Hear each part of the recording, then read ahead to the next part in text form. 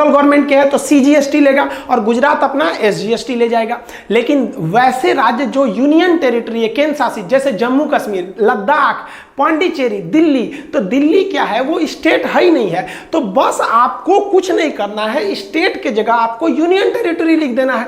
अब दिल्ली भी जो है वो तो सेंट्रल गवर्नमेंट के अंदर है ना जी, तो दिल्ली वाला में भी अगर आप दिल्ली में सामान बेच रहे हैं तो सेंट्रल गवर्नमेंट के अंडर में आएंगे, तो दिल्ली भी आपसे क्या लेगा, आपसे सेंट्रल गवर्नमेंट लेगी सीजीएसटी, और दिल्ली एसजीएसटी तो ले ही नहीं सकता क्योंकि वो स्टेट तो है ही नहीं है। दिल्ली जो है वो यूनियन टेरिटरी है, तो केवल यहां शब्द का फेर है। दिल्ली कहेगा कि भैया हमारा यूटी जीएसटी दो, तो जो यूटी जीएसटी है वो सेम टू सेम एसजीएसटी है। अगर पूरा कंप्लीट स्टेट है तो एसजीएसटी, केंद्र शासित है तो यूटी जीएसटी। ये स्टेट और यूटी क्यों होता है ये हम आपको पॉलिटी में पढ़ाएंगे। और यहां भी वही होगा कि अगर 18% टोटल जीएसटी है तो 9% सीजीएसटी और 9% यूटी जीएसटी लेगा। अब बात कर लेते हैं कि अगर एक राज्य से दूसरे राज्य में सामान चला गया तब, तो उसे कहते हैं आईजीएसटी, यानी इंटीग्रेटेड जीएसटी। इंटीग्रेटेड जीएसटी तभी लगेगा जब एक राज्य से दूसरे राज्य में आपका सामान जाएगा तब, अदरवाइज नहीं लग सकता। अब यहां एक कंफ्यूजन सबसे बड़ा,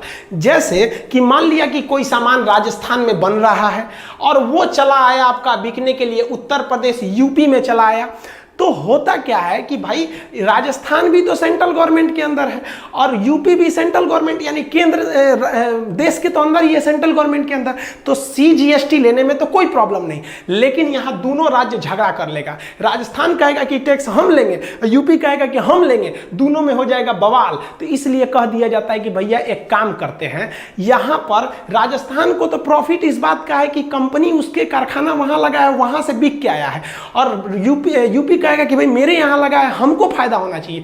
यही हो गया झमेला।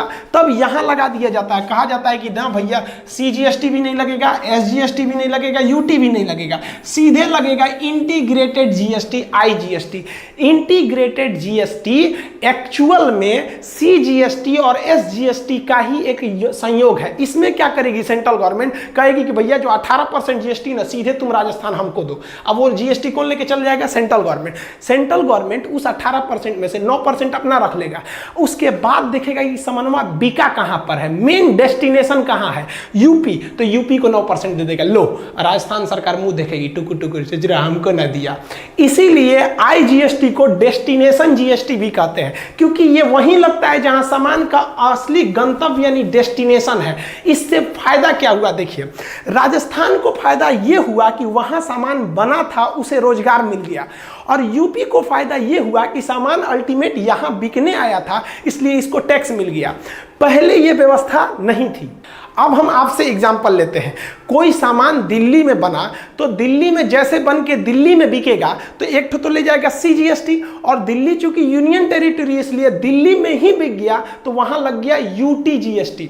लेकिन दिल्ली में बनकर, जैसे मेरा ये जो पैनल जो हम पढ़ा रहे हैं इसमें, इसका मैन्युफैक्चरिंग यूपी के नोएडा में हुआ, ठीक है, तो नोएडा में हुआ तो नोएडा तो यूपी में आ जाता है, तो नोएडा में जैसे हुआ तो नोएडा में होने की वजह से वहां लगेगा सीजीएसटी, सेंट्रल गवर्नमेंट। लेकिन हम इसको यूपी से उठा के बिहार के पटना लेते हैं, ले भाई, तो अब जैसे पटना ले गए तब क्या हो जाएगा, आईजीएसटी, इंटीग्रेटेड जीएसटी। इसमें क्या होता है कि इस पर जो टैक्स लगा था उसका सेंट्रल गवर्नमेंट लेगा, और चूंकि ये आया है बिहार में तो कौन ले गया, बिहार सरकार टैक्स ले जाएगी। तो आईजीएसटी उसी को दिया जाता है जिस राज्य में वो सामान जा रहा है। इससे बहुत ज्यादा फायदा होते हैं। दो फायदा पहले ध्यान से समझिए। पहला कि जिस राज्य के लोग उपभोग कर रहे हैं, जो कंज्यूम कर रहे हैं, उसी राज्य को टैक्स दिया जा रहा है, पहला फायदा। दूसरा फायदा यह है कि अब पूरे कंट्री में एक जैसा टैक्स लगेगा। आप पहले पुराना तरीका समझिए क्या होता था। पहले कोई सामान अगर राजस्थान में बनी है कोई भी चीज, तो उस पर सेंट्रल गवर्नमेंट एक्साइज ड्यूटी लेती थी, एक्साइज ड्यूटी। अभी वही जगह ले लिया है सीजीएसटी। अब हर राज्य जो थे अपने अपने मर्जी से टैक्स लेते थे। यूपी लेता था 12% से सर्विस टैक्स, तो बिहार लेता था 14%। अब आप बताइए, किसी सामान पर अगर यूपी में 12% टैक्स है तो वही सामान पर अगर बिहार में 14% है तो बिहार में सामान महंगे हो जाएंगे। इसलिए बिहार के लोग वैसे जिला जो यूपी से सटा रहता था वो सामान खरीदने यूपी चले आते थे, पेट्रोल भरवाने आज भी यूपी चले आते हैं लोग, थोड़ा सा सस्ता पड़ जाता है क्योंकि पेट्रोल जीएसटी के बाहर है, वो अभी हम समझाएंगे। तो पहले कंपनियां क्या हो गई कि गुजरात सरकार होशियार निकली इसमें, गुजरात सरकार ने कहा कि भैया हम टैक्स सबसे कम लेंगे, हमारे यहाँ आ जाओ। सारी कंपनियां धड़धड़ा के घुस गई गुजरात में। अब पहले सारा सामान गुजरात में बनाती थी तो सेंट्रल गवर्नमेंट को देती थी एक्साइज ड्यूटी, और गुजरात को देती थी सर्विस टैक्स, और गुजरात से बना के पूरा हिंदुस्तान बेचती थी लोग। बाकी लोग चुपचाप देखते रहते थे कि गुजरात से आया है, हमको ना टैक्स मिला ना कुछ। अब फायदा जीएसटी से होगा कि भैया तुम गुजरात में बनाओ, और गुजरात में बनाओगे तो गुजरात सरकार का वो तो वहां ले जाएगी, पहला सीजीएसटी ले जाएगा।